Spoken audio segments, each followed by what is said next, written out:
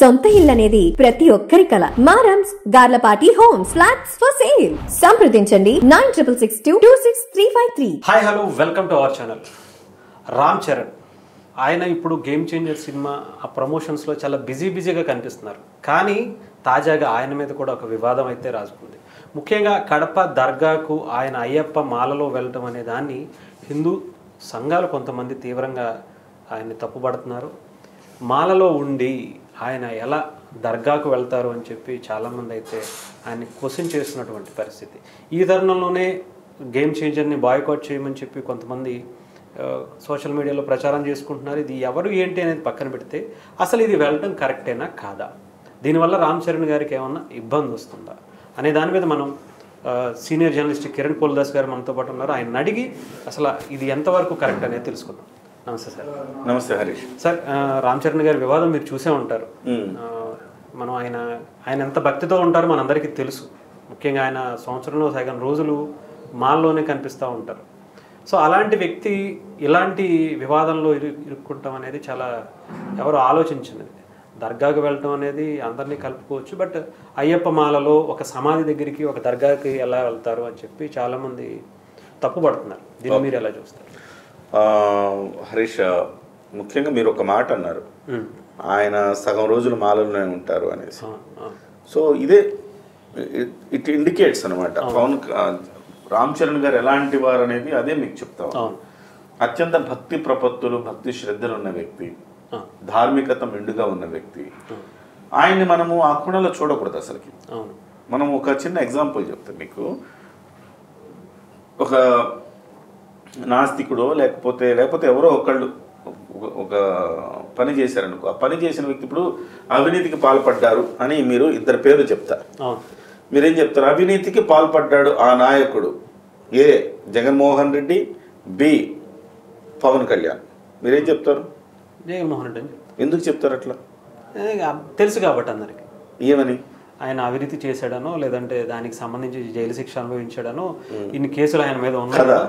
అంటే సహజంగా మనం ఏంటి, ఆయన అవినీతికి అలవాటు పడ్డాడు కాబట్టి అవినీతి పరుడు వీళ్ళిద్దరిలో ఎవరంటే టక్మని మన మనసంతా ఎక్కడికి పోద్ది? జగన్మోహన్ రెడ్డి మీదకి వెళ్తుంది, పవన్ కళ్యాణ్ మీదకి రాదుగా. రాదు. వాళ్ళిద్దరు ఎందుకంటే సచ్చివుడు కాబట్టి పవన్ కళ్యాణ్ మీదకి రాదు. అట్లానే ఈయన చేసిన చర్యను కూడా మనం తప్పు పట్టకూడదు. ఎందుకంటే అత్యంత భక్తి శ్రద్ధలు ఉన్న నాయకుడు వ్యక్తి ఆయన దర్గాకి వెళ్ళినంత మాత్రాన హిందుత్వానికి వచ్చిన ముప్పేముంది? సనాతన ధర్మంలో ఏం చెప్పబడింది? మీరు పరమత సహనం కలిగి ఉండాలి. ఏ మతంలో లేని విధంగా హిందూ మతంలో మాత్రమే పరమత సహనం గురించి చెప్పబడింది. మరి ఆయన పరమత సహనం పాటిస్తూ అక్కడికి వెళ్ళాడు. చాలామంది తప్పు పడుతున్నారు. ఏమని? రెహమాన్ చెప్పాడు కాబట్టి వెళ్ళాడు, రెహమాన్ గుడికి వస్తాడా? ఇవి తండవాదాలు వద్దు. నీ మిత్రుడు నీకు ఒక మాట చెప్తాడు, ఆ మిత్రుడు క్రిస్టియనా హిందూనా పక్కన పెట్టు. ఆ మిత్రుడు నీకు ఒక మాట చెప్పినప్పుడు ఇక్కడికి వెళ్ళిరా గురు బాగుంటది అని చెప్తాడు. సరే, ఓకే, తప్పేముంది? మనం తప్పేం చేయట్లేదు కదా. చాలా మంది మసీదులకు వెళ్ళి తాయెత్తులు కట్టుకుని పిల్లలు, అంతే కదా. చిన్నప్పుడు మా ఇంట్లో కానీ మీ ఇంట్లో కానీ చాలా మంది ఇళ్లలో పిల్లలు బాగాలేకపోతే ఆ పక్కన పీర్ సాహిబ్ ఎవరు ఉంటారు, వెళ్ళి తాయెత్తు కట్టించుకొని వస్తా ఉంటారు. అవునా కదా? గాలి తగిలిందో అని చెప్పి తెలంగాణలో అయితే పీర్ల పండుగ చేస్తూ ఉంటారు కదా. మరి అటువంటిప్పుడు ఏంటి అంత తప్పేంటి, అంత ఇబ్బంది ఏంటి? ఆయన అసలు ఒకసారి ఆయన చూస్తే ఎంత హుందాగా ఉంటాడు మనిషి. ఒక్కళ్ళని పల్లెత్తి ఒక్క మాట అంటాడా? అన్నారు కదా. అలాంటి వ్యక్తిని పట్టుకొని మనం ఏదో చిన్నగా ఆయన మాలలో ఉండి అక్కడికి వెళ్ళారంటే, మాలలో ఉండి మనం ఏం పనులు చేయట్లేదా? మాలలో ఉండి మన వృత్తి ధర్మాన్ని మనం నిర్వహిస్తున్నామా లేదా? చికెన్ షాప్ కూడా చికెన్ కొడతాడు, మటన్ షాప్ కూడా మటన్ కొడతాడు. ఏమంటే మాల వృత్తి ధర్మాన్ని పాటించుకోవడానికి ఎలాంటి ఇబ్బంది లేదు. అదొక నియమం మాలలో. నీవు ఏ వృత్తిలో ఉంటే ఆ వృత్తి ధర్మాన్ని నువ్వు చూసుకోవచ్చు. లేకపోతే కొంతమంది అసలుకి ఆ వృత్తుల్లో ఉండేవాళ్ళు దేవుడికి దూరంగా ఉండాలా? లేదు కదా. లేదు. కాబట్టి అది కూడా ఆయన వృత్తి ధర్మమే. ఆయన ప్రజెంట్ ఆయన చేస్తున్న దర్శకుడితో పాటు వెళ్ళాడు. ఆల్రెడీ చేసిన సినిమా మ్యూజిక్ డైరెక్టర్ అడిగితే వెళ్ళాడు. తప్పేముంది అందులో? కానీ దాన్ని చిలువలు పలువులు చేస్తున్నారు. ఫస్ట్ థింగ్ తప్పు లేదది, చిలువలు పలువులు చేస్తున్నారు. రెండో అంశము, ఆయన తుడి చేసుకున్నాడు ఇట్లా అది ఇది అంటున్నారు. లేదు, జనరల్గా ఆయన చెమట వచ్చింది ఇక్కడ ఎందుకు తుడుచుకుంటాడు? మరి తుడిస్తే ఇక్కడే తుడవాలిగా. అయినా కానీ బొట్టు ఉంది ఇక్కడ డెఫినెట్ అలాగే కనిపిస్తుంది తుడుచుకున్నా. కానీ ఇక్కడ మొత్తం స్వెట్ వచ్చినప్పుడు ఇట్లా ఇక్కడ ఎందుకు దుడుచుకున్నాడు మరి? ఇక్కడంతా కూడా మామూలుగా స్వెట్ వస్తుంది, ఇట్లా దుడుచుకున్నాడు కదా. అంటే కావాలని భూతద్దంలో చూడడం. మూడో పాయింట్, ఇక్కడ అయ్యప్ప స్వాములు అందరూ వావర స్వామి దగ్గరికి వెళ్తారా? మరి అది కరెక్టే కదా. సరే, సమాధుల దగ్గరికి వెళ్ళాడు అని అంటున్నారు. సమాధి మరి షిరిడి సాయిబాబాది ఏంటి సమాధి కాదా? సమాధుల దగ్గరికి వెళ్ళట్లేదా?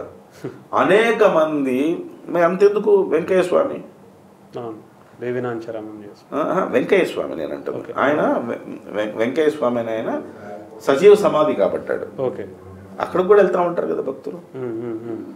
అంటే సమాధులు అనేది ముస్లిం దాంట్లోనే ఉందా? లేదు కదా, హిందుత్వంలో కూడా ఉంది సజీవ సమాధి. అయితే వీర బ్రహ్మేంద్ర స్వామి, వెంకయ్య స్వామి వీళ్ళందరూ సజీవ సమాధి కాబట్టారు. ఆ సమాధులకి రాఘవేంద్ర స్వామి కానీ ఆ సమాధులకే మనం మొక్కుతున్నాం కదా. ఆ తర్వాత వెంకటేశ్వర స్వామి దగ్గరికి వెళ్ళినప్పుడు బీబీ నాచారం ఉంటుంది, మరి ఆమె దర్శించుకుంటాం కదా. అలాగే మన గుళ్ళు గోపురాలకి అబ్దుల్ కలాం వచ్చారు, సోనియా గాంధీ వచ్చింది, అనేక మంది. మీకు సమంత, ఇంతెందుకు సమంత వచ్చారుగా, ఆమె ఒకప్పుడు క్రిస్టియనే కదా. సమంత వచ్చారు, అనేక మంది.